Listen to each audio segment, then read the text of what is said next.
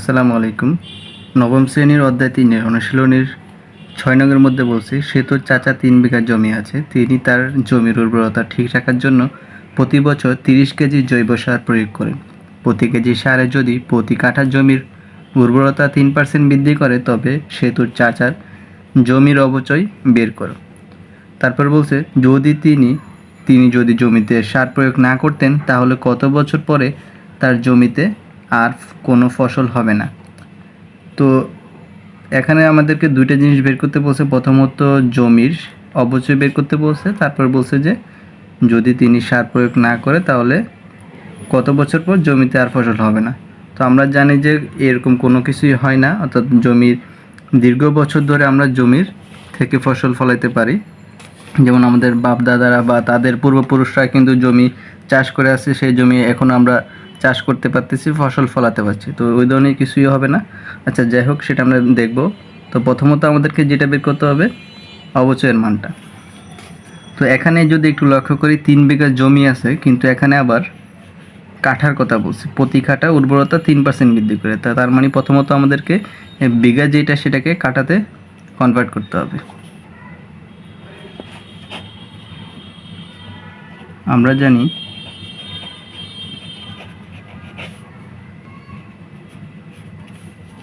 ৩ বিঘাটাকে আগে কাঠাতে কনভার্ট করি। ১ বিঘা সমান ২০ কাঠা। তাহলে ৩ বিঘা সমান কত হবে? ২০ গুণ ৩ সমান ৬০ কাঠা। তারপরে এখানে বলছে যে তিনি তার জমির উর্বরতা ঠিক রাখার জন্য প্রতি বছর ৩০ কেজি জৈব সার প্রয়োগ করেন। ৬০ কাঠা জমিতে জৈব সার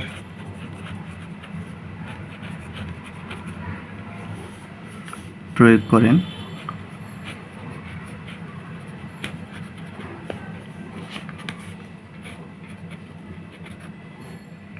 তিরিশ কেজি।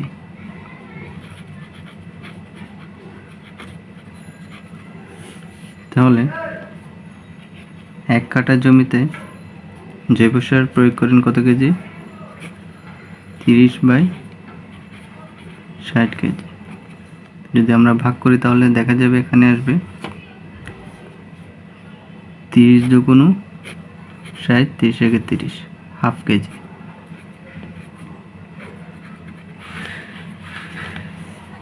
তারপর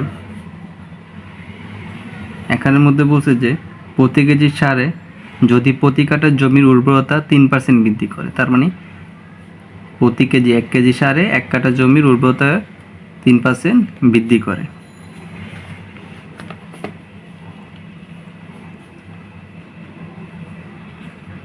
এক কেজি সারে ১ কাঠা জমির উর্বরতা বৃদ্ধি করে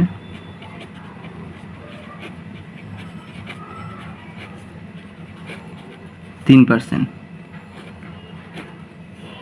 তাহলে আমার তো এখানে বের হয়েছে কত? Half KG. হাফ কেজিতে কত হয়? হাফ কেজি সারে ১ কাঠা জমির উর্বরতা বৃদ্ধি করে ৩ গুণ হাফ। পার্সেন্টেজটা রেখে দিই, তাহলে কত হয়? 2/3%। এটাকে যদি আমরা ভাগ করি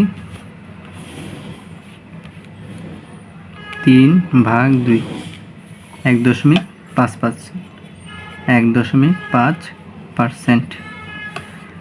তো এখানের মধ্যে বলছে যে সেতুর চাচার জমির অবচয় বের করতে। তো তিনি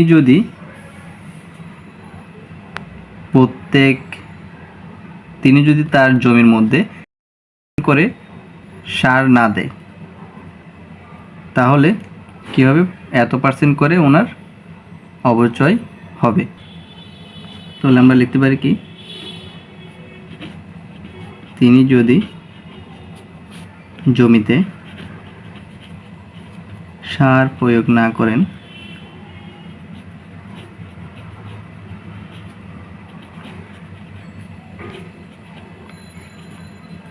তাহলে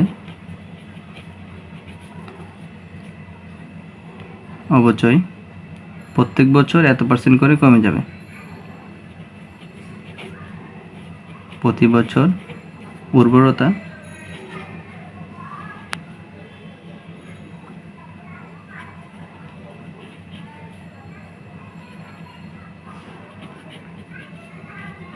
এত পার্সেন্ট, আর যদি উনি সার প্রয়োগ করেন সেক্ষেত্রে এত পার্সেন্ট করে বাড়বে, সার প্রয়োগ না করলে এত পার্সেন্ট করে কমবে।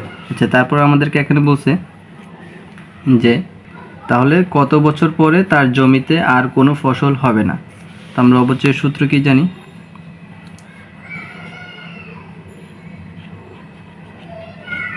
আমরা জানি